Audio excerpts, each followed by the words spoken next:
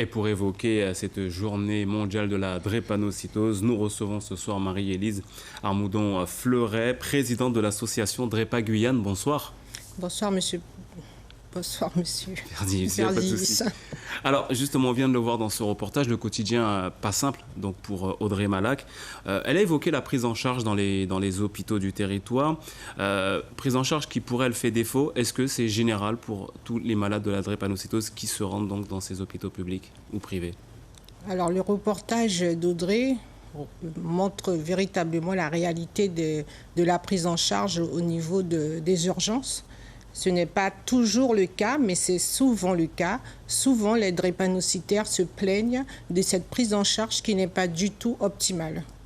Alors, au niveau de la prise en charge, ils se plaignent il n'y a pas de bienveillance au niveau du personnel soignant.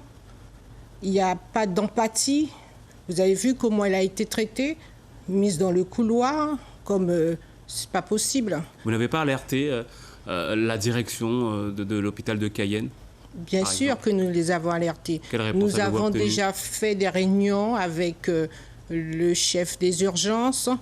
Alors souvent, il nous rétorque le manque de personnel, mais ce n'est pas suffisant, ce n'est pas acceptable pour nous.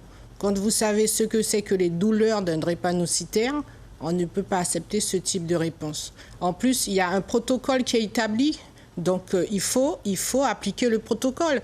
Et aussi, il faut que les praticiens hospitaliers soient formés pour cette pathologie que l'on rencontre souvent en Guyane, qui est très fréquente. Vous parliez d'au moins un drépanocytaire aux urgences toutes les semaines. Il y a une avancée tout de même récemment, la prise en charge à domicile, et visiblement, ça fonctionne. Oui. Expliquez-nous ce que c'est une prise en charge à domicile pour un drépanocytaire. Alors, la prise en charge à domicile, elle est très sollicitée par les patients qui, je vous dis, ont la boule au ventre quand ils vont aux urgences. Donc, tant que c'est possible, ils demandent aux médecins que la prise en charge se fasse chez eux. Et on sait bien qu'à domicile, entouré de ses proches, dans son environnement, le patient, il est plus à l'aise.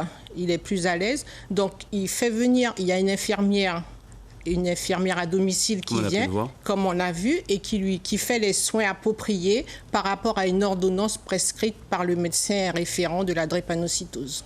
Le dépistage, très important.